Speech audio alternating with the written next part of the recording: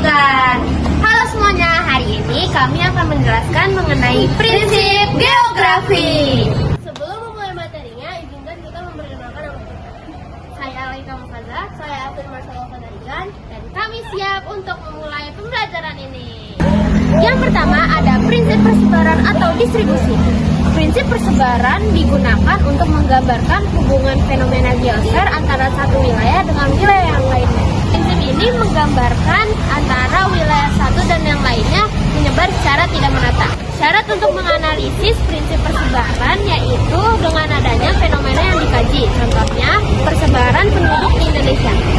Prinsip distribusi dapat dengan mudah kamu pahami melalui contoh berupa adanya gunung api yang tersebar di Indonesia. Seperti yang kamu lihat, ini merupakan peta persebaran gunung berapi di Indonesia.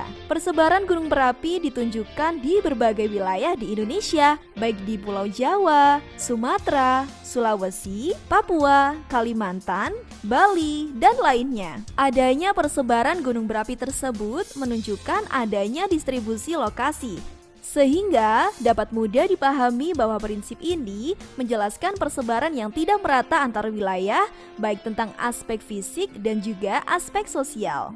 Yang kedua ada prinsip interrelasi. Prinsip interrelasi menjelaskan bahwa ada hubungan antara satu fenomena geografi dengan satu fenomena geografi lainnya.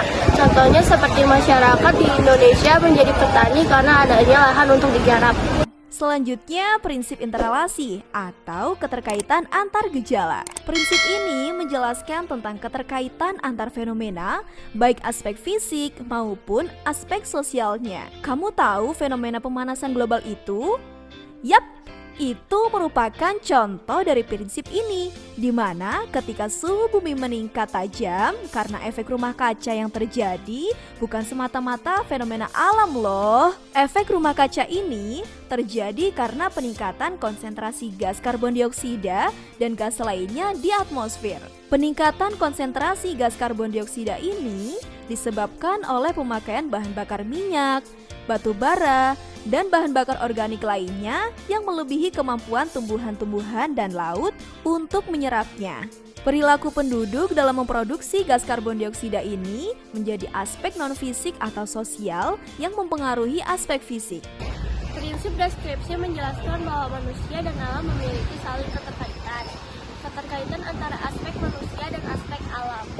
Prinsip deskripsi menjelaskan segala sesuatu melalui angka, tabel, grafik, dan gambar. Kemudian, kita akan mengenal adanya prinsip deskripsi.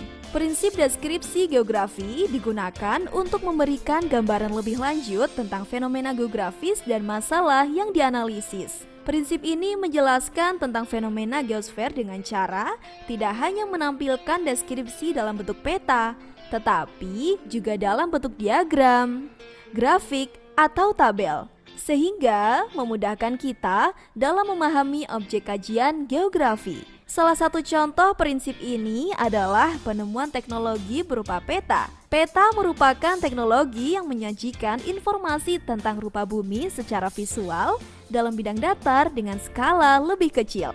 Dan yang terakhir ada prinsip korologi.